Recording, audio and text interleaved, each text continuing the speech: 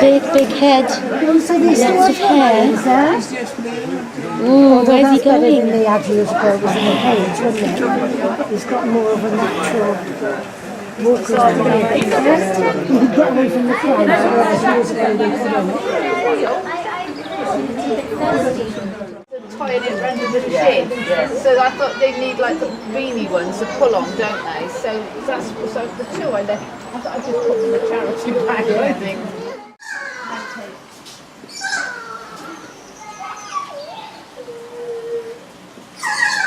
Oh, look at that. Come on, be a good boy. Look at me. Not pacing.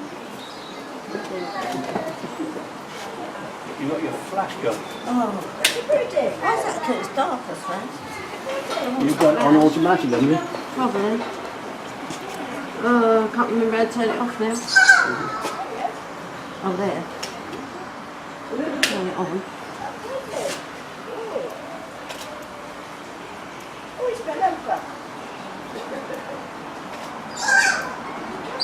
Oh, look, he looks like a ghost. Dad, look at that. He looks like a ghost. Yeah. That's pretty, I like it actually.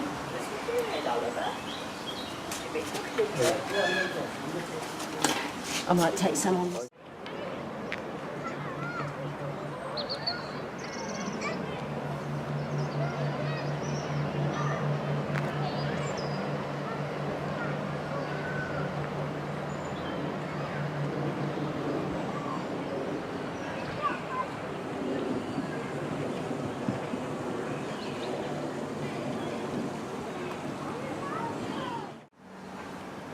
Seems to be a tremendous effort to move, doesn't it? See, you should be thankful you haven't got a big shelter bowl to carry with you. So the one we looked at was eating The straw, yeah. Pick it out, book it out. Where's the book out? You are now. Yep.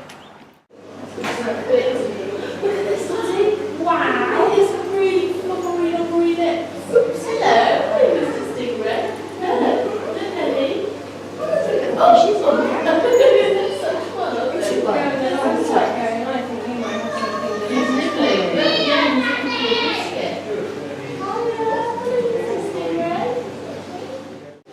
See that teeth? See that teeth?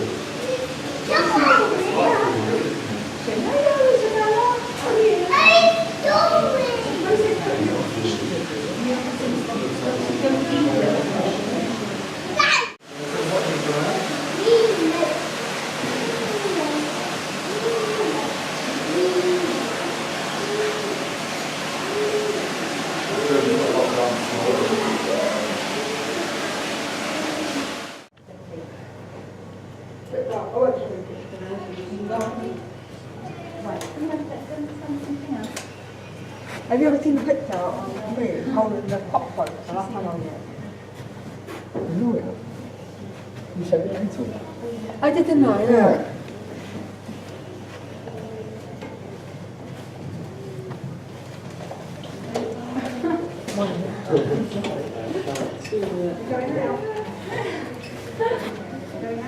I'm gonna be.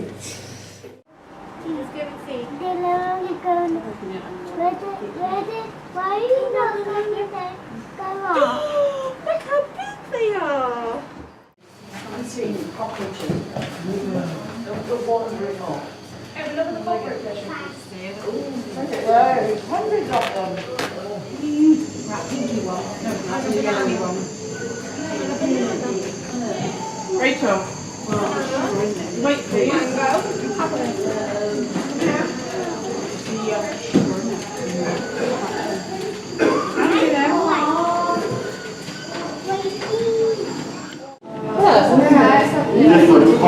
Different points, isn't it?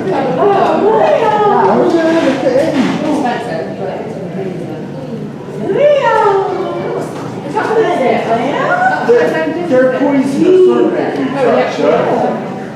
Are they poisonous if you touch them? Yeah, this sort of electric shock in there. Because if finding Nemo, he gets stuck on one, doesn't he? But then they stay back to the middle. Yeah. That's it, crawl inside. Go on, all the way into the middle. Eva, look out this way.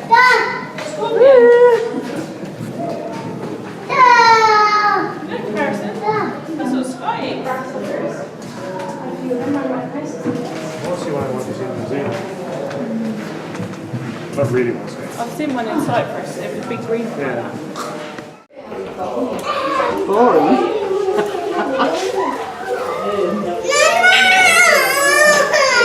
Oh, there's another one up the top. There's 4. Yeah, 4. 5 altogether, aren't there? Is there? 4 there and 1 up here. Sorry, the twinkly trees.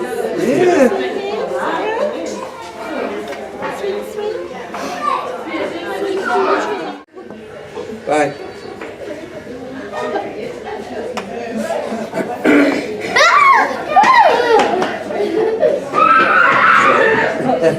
What do you think about that? What do you think of that monkey?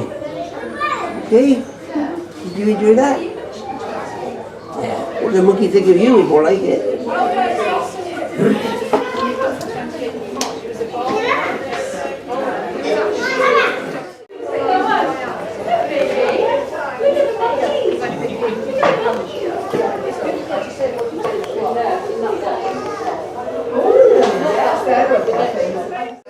This is video, so tough.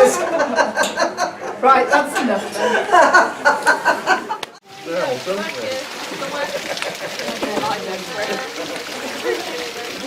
Well, don't eat that. All the Lima. Well, not all of that.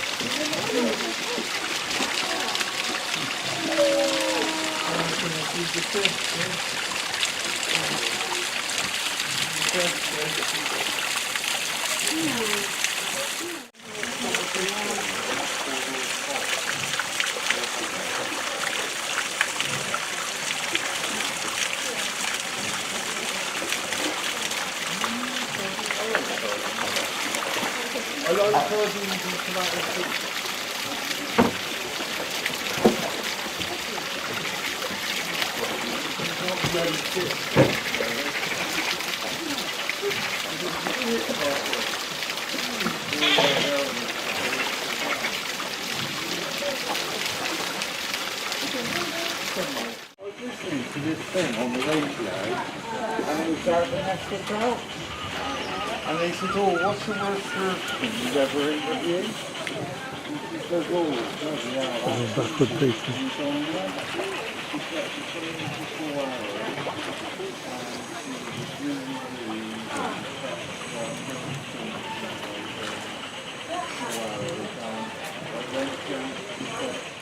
Yeah, I thought it was a penguin, but it's one of those.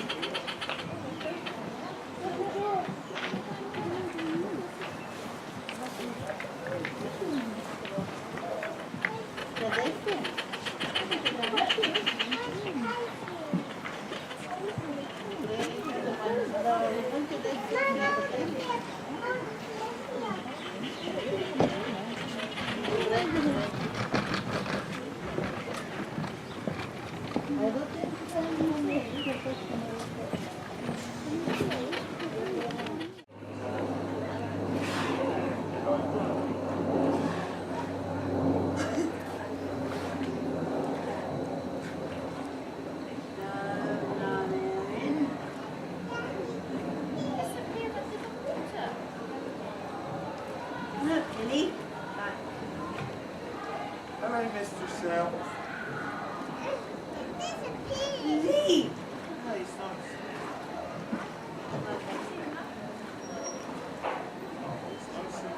He loves the sunbathing, don't he?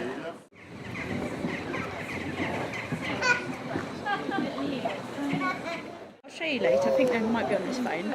And I zoomed. I was like, what is that? It's like a dot in the water. And I zoomed right in. It was a seal. We can. So there's never a need to take animals out of the wild anymore. Those days have long gone, thank goodness. Zoos aren't about that anymore. They're all about maintaining a sustainable captive population. So Ramina was moved as part of that programme. And when we move an animal around, particularly a complicated one like a gorilla, a keeper from here will go out to the zoo where the animal currently lives, meet the animal, meet the keepers and look after it. So when the animal does arrive at its new home, there is a familiar face to greet it. So one of our keepers went out to meet Romina, and she soon realised there was something not quite right about her. When the sun was out, she spent a lot of time holding her hand up in front of her face, and she was moving in a really awkward way around her enclosure, basically feeling her way around the enclosure with the forefinger of her left hand. Now that's obviously not the normal way a gorilla moves around, so our vets went out to have a look. Discovered that Romina had congenital cataracts in both eyes, and was almost completely blind. Now congenital cataracts are formed in the womb, or very, very shortly after birth, so Romina has spent her whole life not really being able to see anything at all, just a blurred kind of outline of objects. And moving it over here to Bristol, that did present us with a fair few problems. We've got the climbing frame up there, which is obviously a bit hazardous for a blind gorilla, as is the boat and the electric fence. But more importantly, she had to mix into a family group with Jock as the silverback male. So we took the decision to operate on Romina. The operations weren't done here. She's getting on very well with the silverback, if you catch my drift. And we're hoping that Romina will be a grandmother sometime this year. I'm going to talk about Kukenga next. He's a gorilla right on top of the tree up here. I used to say he was my youngest gorilla here in the gorilla house. Obviously that's not true anymore. Kukenga is 4 years old. You can see he's almost fully independent. He loves climbing that tree. That tree is just beginning to bud, so they like going up there and ripping it all down before it really gets a chance. He's a very, very confident young gorilla. You'll see him inside the gorilla house, charging around, causing absolute chaos. He can happily steal food off all the other animals. The silverback, but generally their bodies are so riddled with bullets by the time the poachers get through them, there's nothing really left of them. But there are any little ones, little baby ones, like poor little unnamed female inside. They can be taken off and sold as part of the illegal pet trade. That is an illegal trade. The last gorilla we heard about was for sale for $20,000 US. You can see it's a very tempting proposition for people to try and rip them out of the wild and sell them as pets. Generally they don't live very long as pets, they make terrible pets obviously.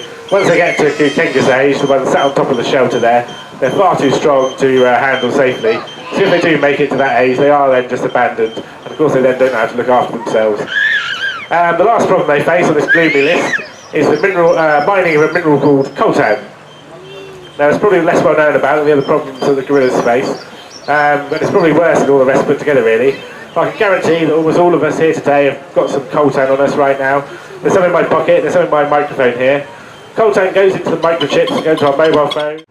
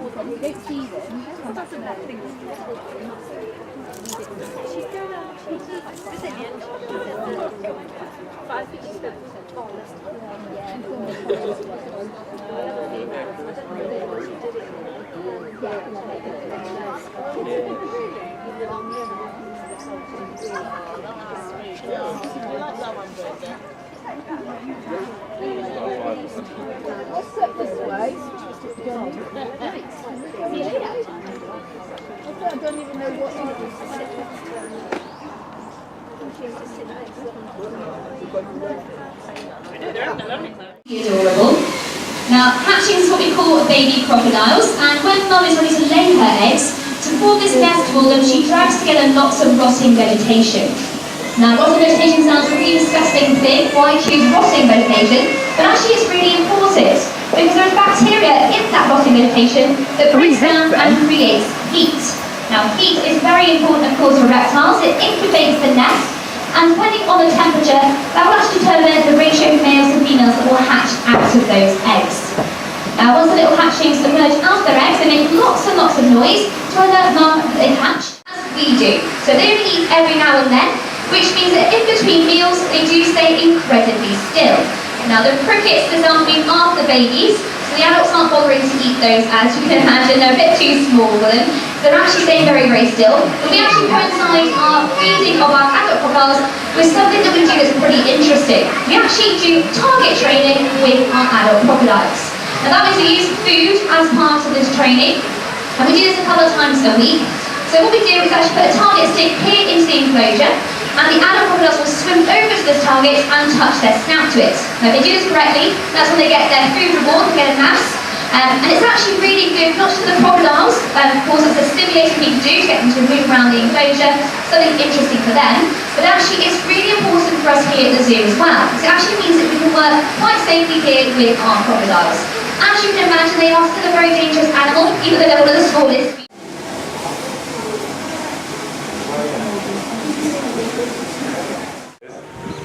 She's a very, very important animal in terms of her genetics. So the breeding program I was talking about earlier, Salome is actually gold dust for that program because she's the only surviving female member of her line anywhere in the world in captivity. We were very, very keen to get Salome breeding as quickly as we could because she's so genetically rare. But she was encountering a few issues. Luckily for us, we've got an on-site vet department here. They were able to do some tests and discovered she had a condition called diminished ovarian reserves. Now that's quite a common condition in humans, and we did treat it with human fertility treatment. So Kamali was born through the help of that particular treatment. Our sixth gorilla, who I think currently is behind the bamboo here, is a gorilla called Toonie. She's not as small as Kukenga, but she's definitely much. There's a very good catchment truck. Very much smaller than Ramina or Salome. Again, she was moved as part of the breeding program. She came from